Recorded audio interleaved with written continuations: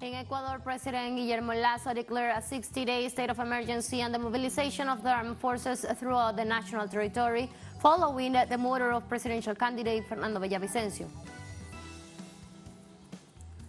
In Argentina, the governor of the province of Buenos Aires, Axel Kicillof, announced a suspension of the campaign closing events for the assault and murder of a girl in the capital city.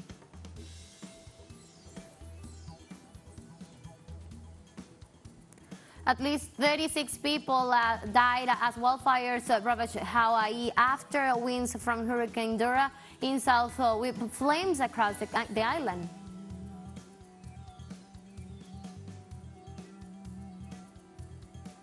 Hello, welcome to From the South. I'm Ana Marrero from the teleSUR headquarters in Caracas, Venezuela. We begin with the news. Stay with us.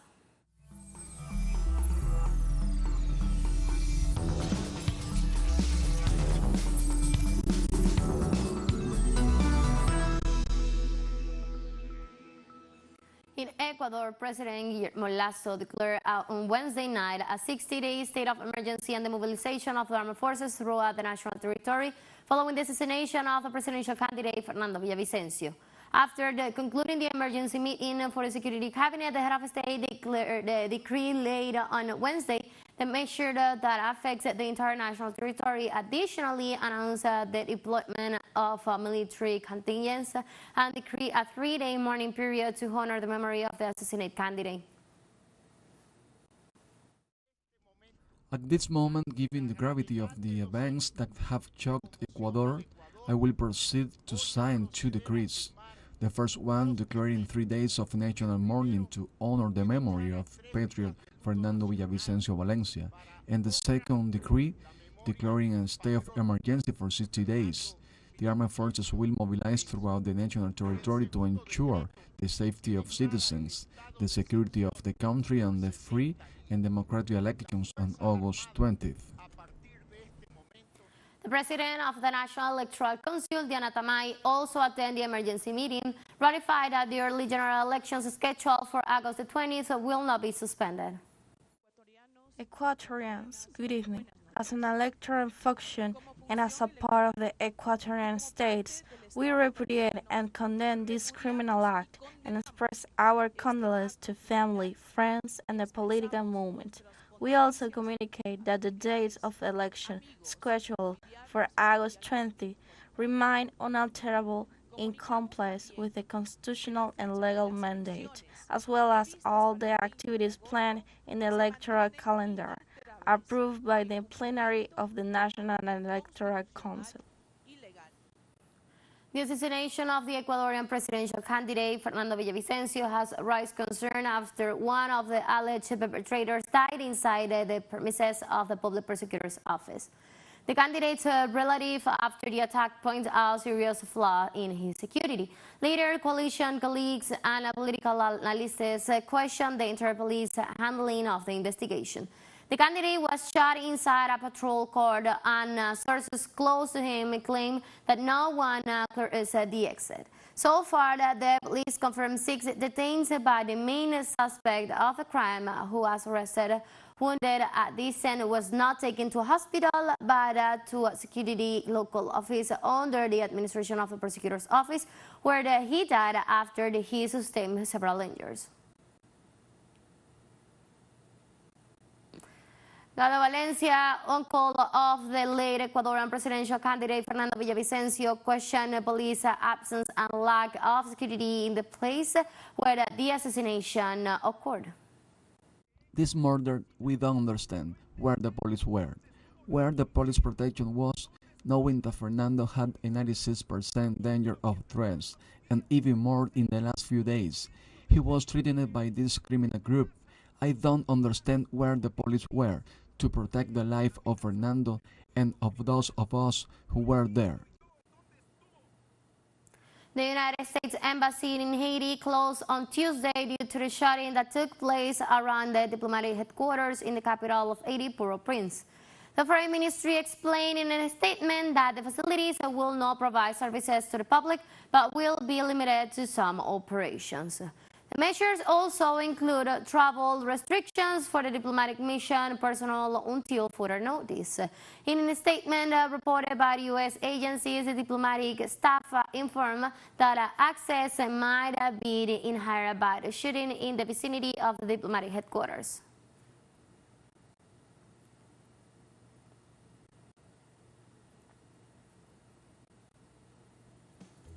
Let's take our very first break, but remember you can now join us on our TikTok account teleSUR English, where you'll be able to see news in different formats, news, updates, and more. Stay tuned for more news.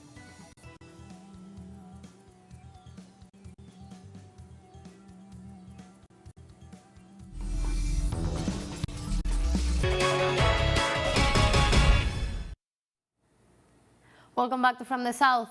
In Argentina, the governor of the province of Buenos Aires, Axel Kicillof, announced the suspension of the campaign closing events and expressed his solidarity with the relative of a girl assaulted and murdered in the capital city.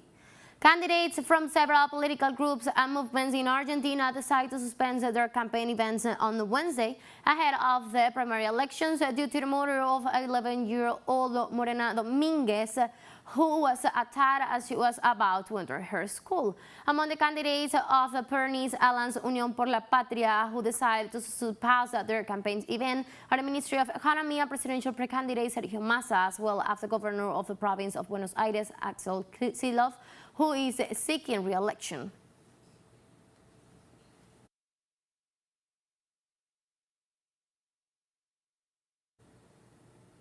Outrage protests threw objects at police in Lanús, south of the Argentine capital Buenos Aires, after learning that an 11-year-old girl died after being stripped off her backpack and on her way to go to school.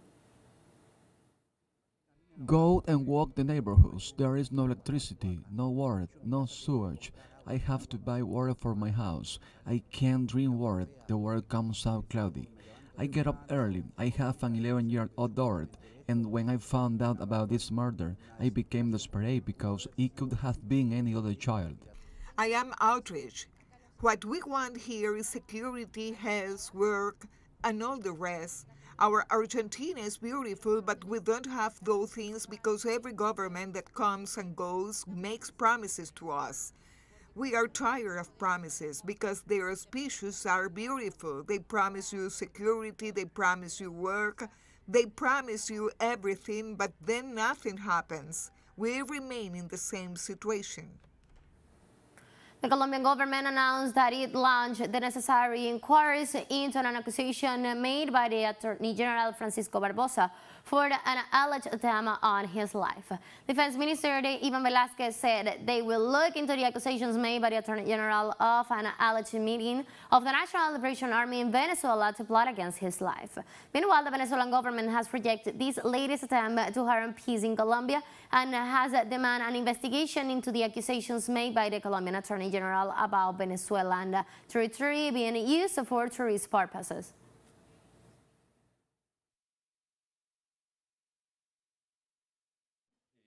With regards to the information made public yesterday about a possible attempt against the Attorney General, we have evaluated the information that we have with him and with Deputy Attorney General Marta Mancera. Initially, we naturally expressed our solidarity, the support of the national government, and we state the government's willingness to provide the necessary protection to the Attorney General. Still in Colombia, some analysts says that the statement by Attorney General Barbosa of an alleged plot against his life is aimed at prolonging the peace talks. I believe that the prosecutor's office have been playing a political role on the side of the opposition, aiding at discrediting the government of President Gustavo Petro. It is the prosecutor's office the one that has committed a series of acts that are irresponsible. They have used justice as political instrument to serve the political objectives of the opposition.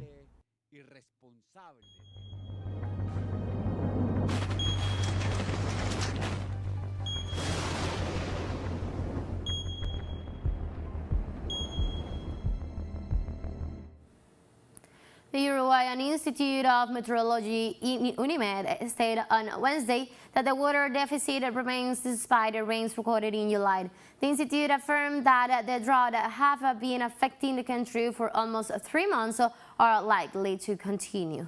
The drought brought to minimum levels Paso Severino Dam, the sources of drinking water for Montevideo. According to Silvia Ribeiro, Latin America Director of the ETC, the Action Group of Erosion Technology and Concentration, the government's measures are worsening the drought by handing over part of the water purification to private companies, which will take water from wherever it is most profitable for them, whether saline or contaminated.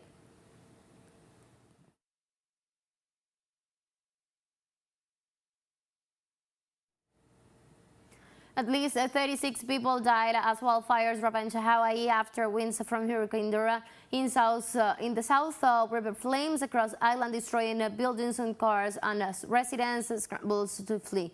Wildfires fanned by strong winds from Hurricane Dora and passing far to the south took the island of Maui by surprise, reducing cars, premises, and historical buildings to rubble and ashes. Flames ravaged throughout the night, forcing people to dive into the ocean for safety. This looks like Baghdad or something.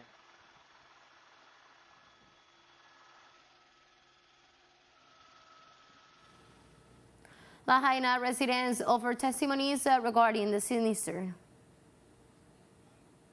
The apartment complex is right above the aquatic center, so we thought we were okay, but then the wind came, the gas stations blew up, everything caught fire by the brush, and then we just had to evacuate.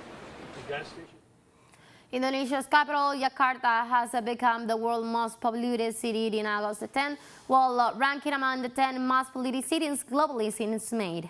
During the past week, Jakarta and its surrounding, which from a megapolis of about 30 million people, has other heavily polluted cities for its concentration of particles known as PM 2.5, which penetrates airways and causes respiratory problems.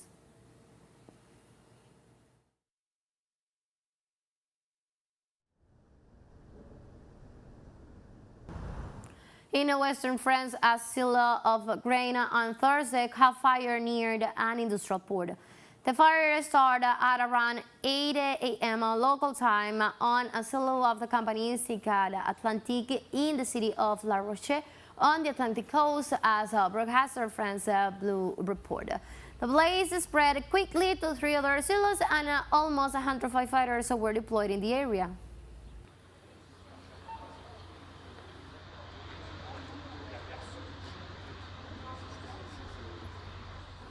Let's take our last break, but before we invite you to visit our YouTube channel at teleSUR English, where you'll be able to watch on interviews, top stories, special broadcasts, and more. Stay tuned for more news.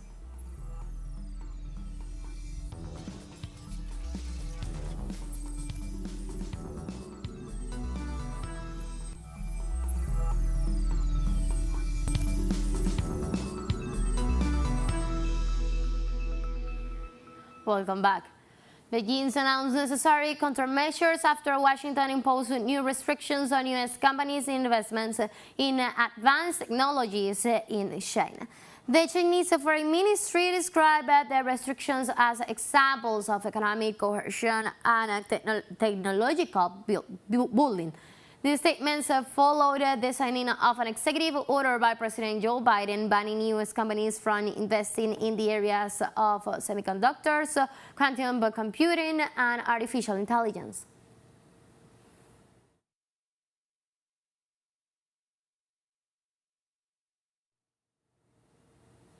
On Thursday in Tunisia, the Interior Ministry reported that the National Guard began to evacuate migrants stranded on the Libyan border following an agreement to share the responsibility. Human rights organizations had previously warned that 3 groups of about 300 migrants from sub-Saharan African countries were stranded there in life-threatening conditions. After Tunisia and Libya agreed to take in hundreds of migrants standing on their border, Many of them are from more than a month. Tunisia's Interior Ministry's spokesman noted that a group of migrants were transferred to reception centers in its cities of Tatoukine and Marinine and received health and psychological care with the help of the Tunisian Red Crescent.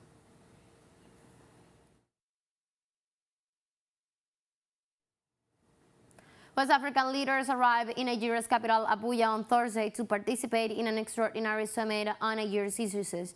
The talks between the leaders of the Economic Community of West African States, ECOWAS, come 4 days after the expiration of the demand to restore President Mohamed Bazoum to office under the threat of possible use of force. However, despite the ultimatum, Nigeria's military junta that emerged after the ousting of President Bazoum announced the formation of a government.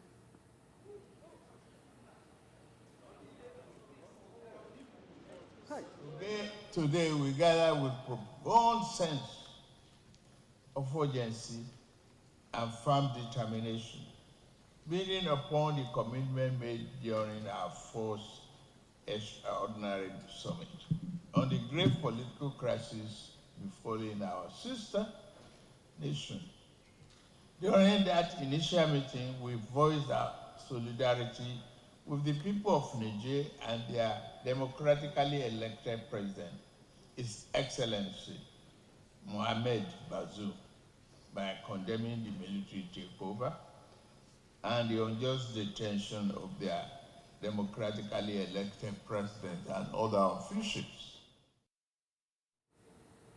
On Thursday, the leaders of the National Council for the Safeguarding of the Homeland in Nigeria have appointed the new transitional government, inaugurated 21 ministers and Lila Sem as Prime Minister.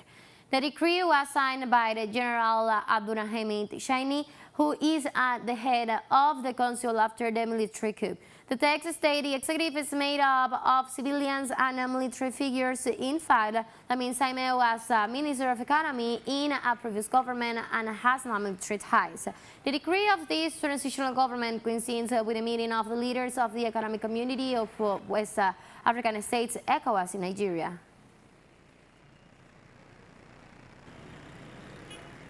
The President of the National Council for the Safeguard of the Homeland, Head of State and Head of Government, today signed a decree appointing the members of the government.